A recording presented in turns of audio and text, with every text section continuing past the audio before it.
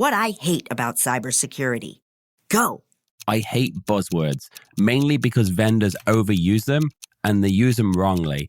In addition to this, CISOs often don't understand what they need to achieve solutions because they're so overwhelmed with buzzwords. It's time to begin the CISO Series podcast.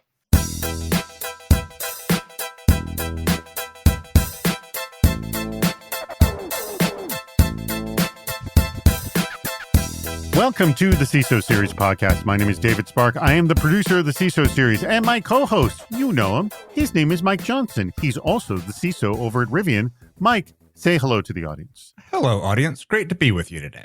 And Mike, you are also an owner of a Rivian vehicle, correct? That is correct. I've had mine for almost a year now. Actually, by the time y'all hear this, it will be over a year. Would you give it a 5-star review, your car? Oh, sure. It's the best vehicle I've ever owned, and it actually has gotten better over time. It improves over time because it does software updates? It's a software-defined vehicle, so new releases bring new features. It's been really cool. That is very cool. Our sponsor for today's episode is ThreatLocker, Zero Trust Endpoint Protection Platform. Now, many of you may see Zero Trust as a buzzword, but as you heard from the opening tease, our sponsor actually offers a suite of solutions that help you with your Zero Trust journey. And we're going to learn more about that later in the show. But first, Mike, this episode is going to air just 2 weeks from the Black Hat conference, and I will be on the floor conducting interviews. And if you see me with my camera crew on the floor, please come up and say hello, because I may have a question for you. The questions that I asked last year were, and I don't know what the questions this year will be, but last year I asked, what were the red flags that a job is not right for you, either during the interview process or while you're at a job? I'm sure you've experienced that before, Mike, yes? Oh, absolutely. Can you tell me what a red flag was? Oh, now you're putting me on the spot. I think a red flag for me would be, is performance the only thing that you measure people on? And if you think about that, that actually leads you into the brilliant jerk concept. So that's one of those where if performance is king and the only thing that anybody cares about, it's an environment that's going to be very supportive of brilliant jerks. By the way, that's a tease. For those of you who don't know of Mike's history and the brilliant jerk irritation that he has, that's going to come up later in this show. Ooh. And you're going to like this, Mike, because it reaffirms what you've always felt about the brilliant jerk. Excellent. I like being reaffirmed. All right. Someone who is not that. This was a horrible lead-in to our guest because we're talking about brilliant jerks. This is definitely not our guest here at all, whatsoever. But I do want to introduce him. Actually thrilled that he's on the show. It is actually the CEO of ThreatLocker, who's a brand new sponsor of the CISO series. They are phenomenal. They're also going to be at Black Hat in force. So look for him and the whole ThreatLocker team. It is our sponsor guest, none other than the CEO of the company, Danny Jenkins. Danny, thank you so much for joining us. Thank you for inviting me today. I really appreciate it. And I'm excited for Black Hat. We're actually delivering a keynote there. Will we really ever achieve zero trust? Zero Trust is now taken as de rigueur in cybersecurity, the fundamental from which all successful cybersecurity springs. But Maria Korolov at CSO Online pointed out that there are a number of areas where Zero Trust alone isn't enough. This can be something like legacy systems that architecturally were never designed with Zero Trust in mind, or pervasive IoT devices, or third-party services where you're trying to rely on their internal security without much visibility. The basic argument is if the tool or service you're working with doesn't allow for the Zero Trust paradigm, you essentially have an opening where you can't enable Zero Trust. So, Mike, how do you manage creating a Zero Trust environment where there are points that you simply can't enable it? I really liked this article because it speaks to me living in a world that is not a cloud-only, cloud-first environment. We've got a factory. We have systems that have to be connected to networks, that have to be low latency. Like, we've got very specific requirements. And I think people who think about Zero Trust, their way of thinking about it is the classic tech company that only works in the cloud and maybe all of their employees are remote. there's a lot more complexity to it. In order to actually head down this path, where if you think about zero trust, if you zoom out a little bit, a lot of it is about creating microsegments or much smaller connections where everything knows what everything else is talking to it. And so I think at some point you have to perhaps move on from the book definition of zero trust and really think about what you're trying to accomplish. So the concept of microsegmentation is one way that you can do that. And that's where you can bring that into environments that are OT, where you can't just add authentication to everything. That's not even an option, where you have extreme latency requirements of very low headroom devices. So you really just have to think about, okay, zero trust is a great concept. What are the things that you're really trying to accomplish? What are the other ways that you can bring into your models and then still get those same ends in the end? All right, Danny, I throw this to you. Do you find, and I mean, I know a lot of what you're doing with ThreatLocker is addressing this very zero trust issue, but as is pointed out by Maria Korolov in this article, there's just some things that can't enable it because of their design. So I think, first of all, the concept of zero trust is the idea of least privilege. And zero trust is the new buzzword for don't give access where access isn't required.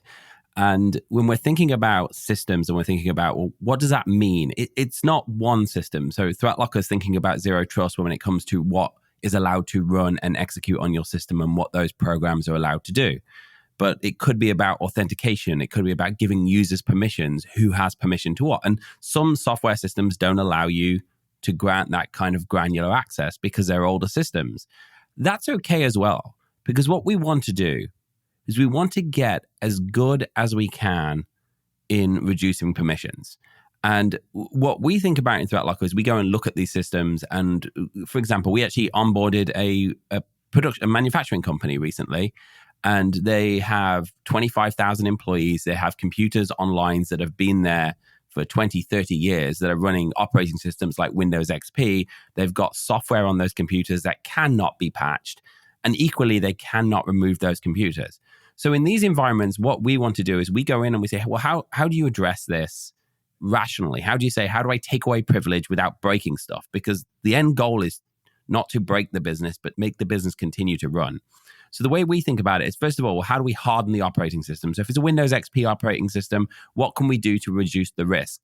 We can do things like put firewalls on them. We can do things like stop unauthorized software running on them. We can do things like take the applications that are running and limit what they can do. And the word microsegmentation gets used quite a lot. The big problem with microsegmentation when we think about network is it often means taking an object and putting in its own container. The challenge is with most networks is that object needs to communicate with something. So take in the healthcare industry. So I've got an MRI machine and I've got a piece of software on the MRI machine. Well, that software needs to communicate with my medical record system or upload my scans to my server. So then you say, well, I'm going to bring the server into that micro network. Well, I can't, because now this user needs to be able to communicate with that server. So we like to think of a bit more even nuance than that. They're not about taking things and completely isolating them, but we call it ring fencing. The idea being is isolate them so they can see only what they need. So if this piece of software needs to see, if PowerShell needs to see your files, then let PowerShell see your files. If it doesn't, which in most cases it does, don't let it. If it needs to go out to the internet to this one site, let it go out to the internet to this one site, but don't let it see your entire network. So we like to think about, it's not about putting everything completely isolated, but only giving it permissions where it needs to. And sometimes it's just not possible. But if you can harden the rest of the environment, it becomes less relevant because someone can't get in to trigger that attack. What's the best way to handle this? When you're outsourcing your pen testing, how do you find the right provider?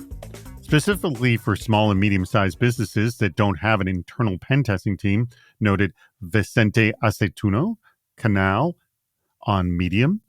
Outside of using the pen test to become another compliance checkbox or not fixing any of the vulnerabilities the pen test reveals, What are, and we're going to start with you, Danny, some of the classic mistakes to avoid in pen testing or setting up a pen test? Now, there's two parts to this. So we're a large organization, we're a security company, so we have extra steps. I like to think of pen testing in multiple ways. One is we have regular companies we use to do pen tests on a regular basis. And the two objectives of a pen test are first to find ways to exploit your software or exploit your environment. The other objective is to make sure you haven't messed up, because IT people mess up as well. Make sure you haven't accidentally opened a port that you shouldn't have opened.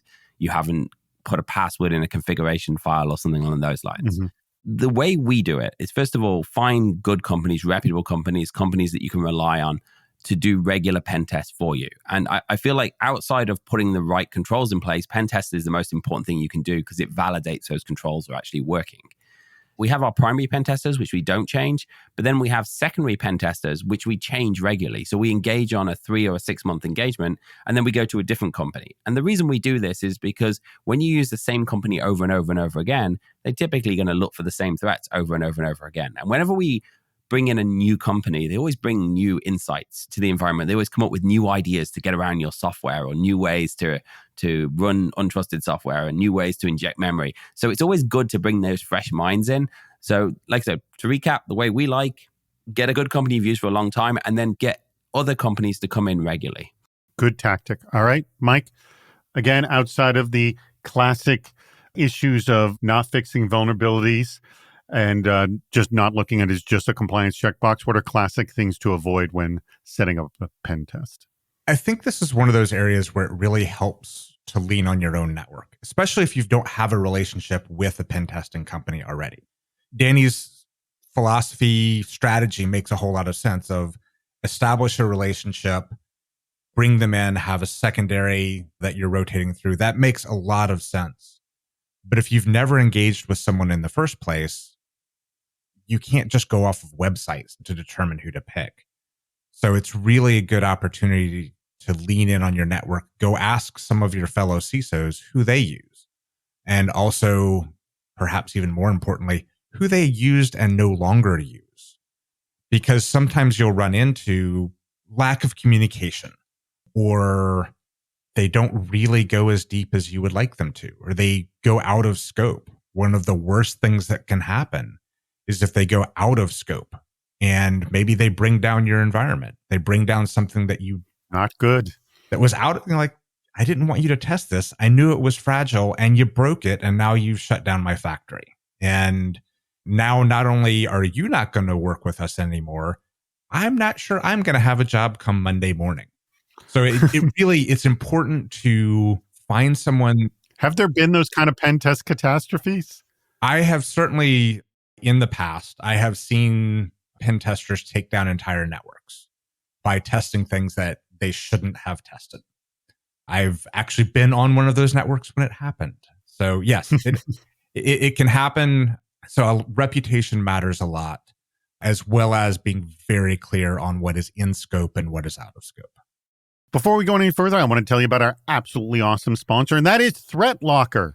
So do zero-day exploits and supply chain attacks keep you up at night? Of course they do. Nobody likes them, and that's all we think about. And we talk about this endlessly in our shows.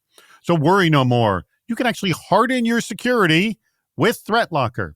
So imagine taking a proactive, deny by default approach to cybersecurity, blocking every action, process, and user unless specifically authorized by your team.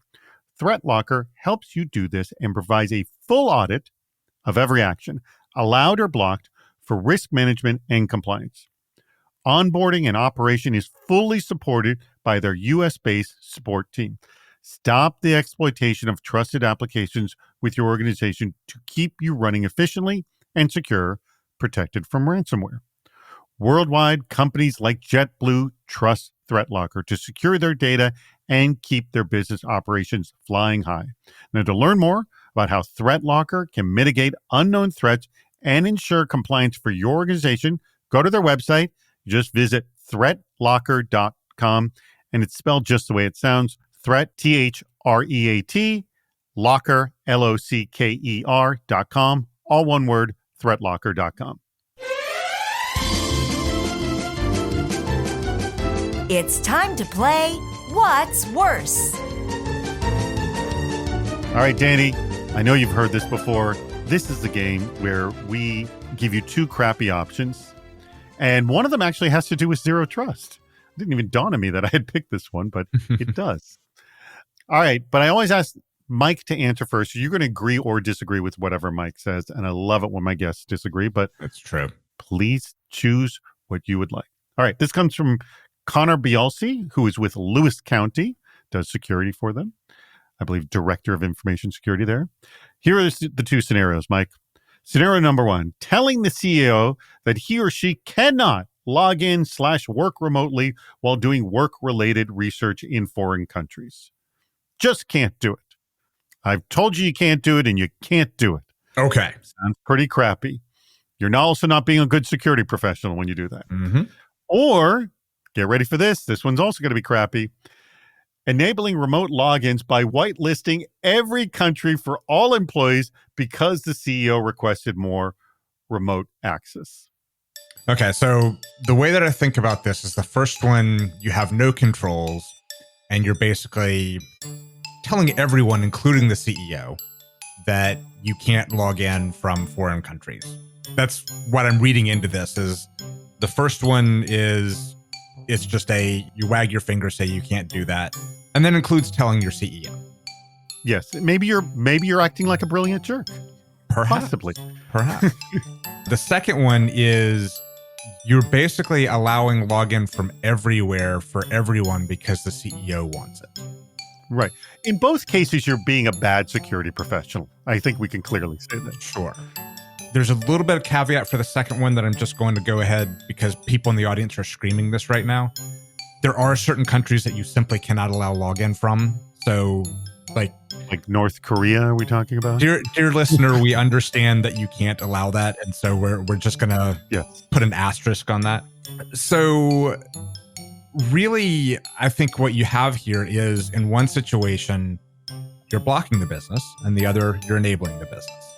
You may not be enabling the business in the way that you desire the most, but your entire workforce, including your CEO, is productive when they're away from the office, when they're traveling. And you're going to cut all of that out in that first case. In the second case... Now, I just want to say this. The first case is just telling the CEO. Maybe the CEO is a more high-profile target, and that's why the security leader tells the CEO that he or she cannot work. Because you're qualifying saying everybody.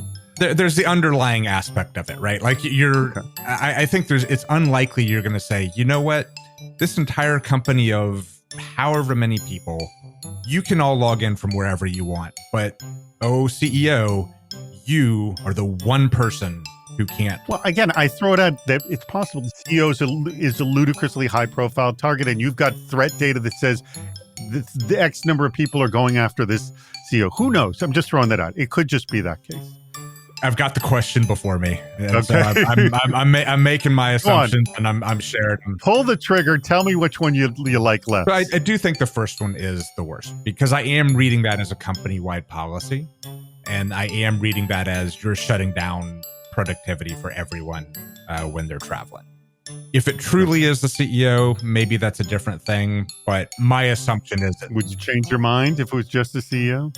Well, that's not the question that you gave me, David. So... Well, I say just the CEO. You're the one who extrapolated, said the whole business. But at the same time, it seems I cannot imagine a world where... I just gave you the world to imagine. Well, the CEO is the target. Your threat data is showing it. I reject your world, David, and I substitute my own. I'm sticking. I've given my answer. Okay, you say the first one's worse. Potentially a bad answer. The audience is screaming at me, and I'm fine with it. All right. Now, Danny, the second scenario makes your skin crawl given your business. So I'm feeling that you may disagree with Mike here. How do you feel? Agree or disagree? Okay, so these are the assumptions I'm going to make. One is the CEO travels regularly and isn't just going to Mexico for the weekend because because otherwise every security environment you have to go off and make a business decision based on what is the impact of the business one way versus the other way. We always say in ThreatLocker, you shouldn't allow coupon clippers in your browser that can see your passwords because the value to the business is very low, but the risk is higher. So, and the same applies in this case. We're going to assume the CEO travels like I do, and they need to access the environment, first of all. There's another factor that I'm going to bring into my decision-making process. One is I spent multiple years as an ethical hacker, and I know that only the dumbest hackers in the world don't access the network from US servers, or at least servers in the location. So I'm actually going to agree with Mike, and I'm going to say, leave it open to the world. But I'm also going to say that, of course, no one's going to do that without having proper controls. And just because it's coming from a US IP address doesn't mean it's good. 70% of hacks come from US IP addresses. We're not talking about increased risk on the basis that it's an international IP address. We're talking about increased risk on the basis that we're scared of our other security systems failing. And if they're going to fail abroad, they're going to fail in the US as well. So I'm sorry. I know you wanted a nice big debate here, but I'm going to agree with Mike. We got to keep the business running, and we got to make sure our security is safe, not just from foreign IP addresses, but from US IP addresses. No, we did actually have a debate. You don't realize that you had a much better answer than Mike had. Yes. Yeah, much better answer, Danny. Thank you. Please, enough. No, more. Today's topic is endpoint protection. Actually, I can't believe we haven't done this topic in the Please Enough No More segment at all, I don't think. So this is our first time. So Mike, I'm going to ask you, what have you heard enough about regarding endpoint protection, or even EDR, endpoint detection and response? And what would you like to hear a lot more? I think what you really just said there about calling it EDR is really the thing that I've heard enough of. That was the evolution beyond antivirus, was we then got endpoint detection and response. And I think we've had enough. It's time to move into protection, prevention. Detection and response is important, but I would really like to hear more about actually just preventing things. Like that thing that you detected that shouldn't be there, how about you just prevent it? Like just make it not run. So I'd really like to see us talk more about moving beyond just detection and into actual protection. You know, we talked about this on the show earlier. There was a discussion on Reddit that said, why is it companies that have EDR are still getting ransomware? Like, why is that still happening? And I think it's to the, like, let's talk about just protection. I think so. All right, Danny, I throw this to you, and you could take my reference to that Reddit discussion about why the heck is this still happening with companies with EDR. Let's start with, what have you heard enough about with endpoint protection, and what would you like to hear a lot more? I think I'm going to agree with Mike. Detection. Like, I've heard enough of detection. And by the way, we sell detection tools. And we have a number one rule with our salespeople: do not bring up our detection tools until everything else is being discussed. Because the reality is, I don't care how good your detection is and how fast your SOC is. I mean, we have an MDR that responds in 30 seconds. I don't care how fast they are. When you take an executable, encrypting files, or uploading data to the internet on a new solid state disk, you lose that battle. You absolutely lose that battle. You have to stop talking about detection, and you have to start talking about real things that are actually going to stop this to begin with. And the only reason we should ever implement detection into our security is to tell us when everything else failed. And so we should be saying, let's just block unauthorized software to begin with. Let's take the applications that we have in our environment and limit what they can do. Because I saw an attack where, well, actually, we did a demo of an attack in Dublin last year where we offered 15 people to come up and get a free trip to Florida to Zero Trust World if we couldn't bypass their security detection by using PowerShell to exfil, a rubber ducky in PowerShell to exfil their files. And 15 people in a row came up, had EDRs, had blocked USB drives, and we were able to exfil files on nearly, I think, every single one of them, bar one. And then we had to make a change to do that without triggering any detection alarms. The best way to secure your environment when we're talking about endpoint is hardening your endpoint, stopping untrusted software, stopping applications stepping out their lane, taking away administrative permissions, which will not stop ransomware by itself. But these are the things we need to be doing and not talking about detection. Let me challenge you with one item, because this is something that comes up a lot in our shows and our discussions.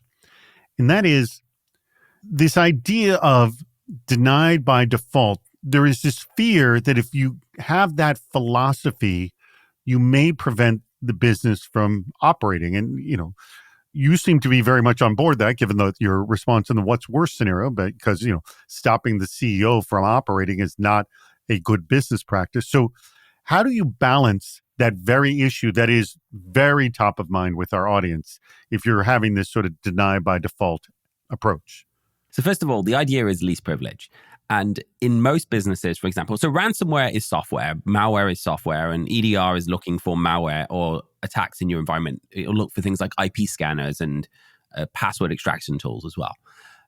If you ask most business people, 99% of business people, or at least 95% of people who use a computer for work, what software do you need to run to do your job? The list is pretty limited. It's Office, it's Chrome, it's Zoom, Teams, a bunch of programs, maybe some production software. So if you stop anything else running but that doesn't stop the business from functioning. Stopping the CEO from logging in abroad may stop the business from functioning. There are exceptions, and the goal is least privilege. Developers, for example, may need to compile code all the time. So in those cases, we're not talking about not having detection, but we're also saying limit what they can do, limit that maybe they can run all code from Visual Studio, and any untrusted code can't see our network, so we're limiting damage. But controls are still the way to go. It may not be block everything, but it may be limit what new programs can do. There are lots of things you can do to stop malware and stop cyber attacks on the endpoint without upsetting and stopping the user. The reality is most people don't change the software they run day to day. And as long as you're tracking updates and doing everything else, which we do for you in most cases in ThreatLocker, you don't need to worry about upsetting the user and stopping the business function. And anyone who's saying that that's a problem hasn't really tried a modern allow listing solution, because if they have, they'll see that it's effective and easy, and there can be exceptions where exceptions are required. You bring up a really, really good point, because that is the reality. We do use very few programs, but one of the things we've also discovered, and I'm sure you've discovered in your detection efforts, is that a lot is running that we're not aware is running and doesn't need to run, for that matter. So you have this extreme imbalance, and I see the value of having this sort of deny by default attitude, because by default, way too much is running. Yes, Danny? Way too much is running, and way too much of what is running has access to way too much data. Good point. Because every program that's running, including vulnerable programs. So if you look in your tray in Windows, you'll see your quick cam support app and your sound support app. All of these apps aren't written by security professionals. They have access to all of your data. Now, that's not to say they will steal them, but they could have vulnerabilities, they could have supply chain issues, and any of that could turn into a big cyber attack. So too much is running, and it has too much access when it's running. Are we having communication issues? What makes a cybersecurity professional stand out from the rest? A recent post on the cybersecurity subreddit asked, what separates the best people in the field, regardless of role? And Mike, get ready for this. You'll be pleased to hear that the most popular response overwhelmingly was, don't be a jerk. Yes. Soft skills were also popular, with Redditors saying the real standouts were those with creative and critical thinking skills and the ability to communicate outside of cybersecurity. I'm going to start with you, though, first, Danny, on this. In your experience, what separates the best from the rest in cybersecurity? Now, I think that if I put on a hat as if I was sitting in a CISO's chair, I would almost say exclusively is that ability to explain to the business the problem in a way that they understand, explain the risk in a way that they understand, but also be willing to tell them this is a really bad idea and not scared of saying no, or at least recommending no. If I say in general, that's an untrue statement, because we're a security company. So we've got 400 plus security professionals that work for us, and different personalities fit into different roles very well. So we're not putting the introvert who has no people skills talking to customers, but we might have them trying to figure out how to create a bypass for a product in the background. Mike, I used to do a television show up in the Bay Area called This Week in Northern California, and I was like the tech expert that would come and talk about whatever big tech story was coming that week. Mm-hmm. And my audience were general consumers. And one of the problems, and I referred to this as the curse of knowledge, of when you have too much in your head and you want to say so much, but you really only have 3 to 5 minutes to explain it, that you really have to practice, flex those muscles. And I remember my wife, we used to do this on the drive to the recording, is that she would start quizzing me and I'd try to give quick, like sort of snap answers to questions so that would be clearly explained. Let me ask you, have you ever done this yourself where you've practiced your response on a colleague or practiced your response to a topic on someone who isn't a cybersecurity expert to see if they grok it? I don't recall if I've tried that, but what I have done is pre-recorded something that I was going to try and explain. Maybe it's a big presentation coming up, to actually pre-record that, get the camera up, mic, everything, record that, and then listen back to it and try and listen with that ear for, if I'm not an expert, does this actually mean anything to me? Do I understand what's going on? So I like the idea of practicing, be it with another person or just change the way that you're listening to yourself. And that might help you be more concise with your point, but also be more, as Danny said, meeting people where they are. Danny, let me ask you this. You're going to be speaking actually at Black Cat. So here's my question. A, will you be rehearsing the keynote? And B, will you be rehearsing in front of an audience and asking for feedback? No and no. And that might surprise you. So what I've learned about talking at events, and I probably did 100 plus keynotes last year. We do 800 events a year in ThreatLocker. So is when you're talking to people, first of all, you need to go in and you need to understand your audience before you go in. When you rehearse something, you come across unauthentic and not true. When you go in and you tell the truth and you speak as you believe it, and you pay attention to what you're saying, and I try really hard to pay attention. I watch the audience. I watch the feedback. You get a more authentic and accurate story at the end of it. I'm going to hold it. I'm going to qualify. I totally agree with you if you are not a performer, if you will, in the sense that, like, someone who's a performer, who knows how to, and I'm saying perform in the very literal sense of this, just not a security professional that just knows how to speak in front of an audience, which you definitely know how to do. But a performer like, oh, I'm going to do this each time in the same way it's convincing, like an actor would do if they're on, doing theater. I can totally see that works very well for you. And that if you are too rehearsed, you're not able to come out authentic. And I guess you know that about yourself. Yes, Danny? Yes. And we also, at the very beginning in ThreatLocker, I rehearsed a pitch and it went very wrong and very unauthentic. And after that, I stopped. I refuse to do any rehearsals. I make all of the event organizers very stressed. And I show up with a different set of slides to what I sent 2 days before because I want to talk about something different today.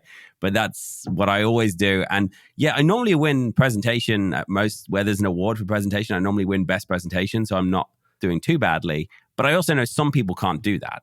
If they don't have it exactly rehearsed, they cannot deliver a good keynote. No, and I totally get that. And I guess really the answer to this, and I'm going to throw back to you, Mike, on this is, it's about knowing just yourself. I mean, I was kind of throwing like, oh, we all need to rehearse. But Danny, you make a really good point. If you know yourself and you know how the audience responds, if you do come off too rehearsed, then it's not you. It's not right for you. And not all solutions fit. I can do both personally, but when I have to kind of nail it on a presentation, I want to practice it in front of a bunch of audiences just to know how it lands on others. Have you done this, Mike, before? I do agree with Danny that one of the worst things that you can do is sound like you're reading from a script. Yeah. That's not going to go over well. I do think that one of the things that I've found for my own rehearsals, and you kind of addressed this, Danny, is I've got the wrong slides. Like, what I want to say is what's coming out of my mouth right now. It's very different than what this slide is. So I think there is value for me in doing those rehearsals because it does end up in a better place for the overall presentation. definitely agree you don't want to sound like you're just reading from a teleprompter, verbatim, flat, because people will go to sleep. People will get up and leave for sure. So I think that what we learned here is know yourself, know how you excelled the most. And if you need to rehearse, do it. And if it does not come off as authentic, don't do it. And know your listener. And know your listener. Yes. For example, look, 2 big security conferences, the RSA crowd, very different from the Black Hat crowd. And I'm assuming you're aware of that too, Danny, yes? Yes, and the Gartner crowd, again, very different. Good point. All right, well, that brings us to the end of the show. I want to thank you, Danny, and I'm going to let you have the very last word. If you have not gone to threatlocker.com, go there. I'm not going to say now because some of you are out walking or you're driving. Definitely don't check out their website while you're driving. You don't want to be doing that. So wait till you're pulled over and go find a rest stop. Before you use the restroom, maybe go to threatlocker.com, then use the restroom. That we always recommend checking out our sponsor site before they use the bathroom. Do you think this is good advice, Mike? I mean, if you're in a hurry, yeah, maybe. Okay. If you're in a hurry. Okay. Yeah. There it is. Okay. But go check out their website, threatlocker.com. We greatly appreciate your support. Remember, Zero Trust Endpoint Protection Platform. The key word is there is platform. It's a suite of solutions that help you in your Zero Trust effort. Mike, any last words? Yeah, Danny, thank you for joining. What I really liked is you continuously related Zero Trust to least privilege and really bringing it back to that and really reminding us, to your point about buzzwords, like what it really means and what it's really about. And I specifically like your concept of ring fencing, of isolating applications, programs, whatever, so that they can only see the things that they need. And I think that's a really good thing for people to think about. So thank you for joining us. Thank you for reminding us what really matters at Zero Trust. And really appreciate you joining us today, Dan. Thank you, Mike. I appreciate that. All right, Danny, you get the last word. I always ask our guests, are you hiring? Are you hiring over at ThreatLocker? Yes, I think we've got about 40 people a month that start at the moment. Wow. Oh my God, you're growing like mad. More than just hiring. You're exploding. I think we've grown 5 times in the last 2 years, and we've got about 45,000 companies that use our platform now. Holy moly. Which range from small businesses through managed service providers right up to companies like JetBlue, parts of the US Navy, other large airlines, banks, hospitals. Excellent. Well, obviously go to threatlocker.com. Do you want to say anything else about the company or any special offer you want to make to our audience?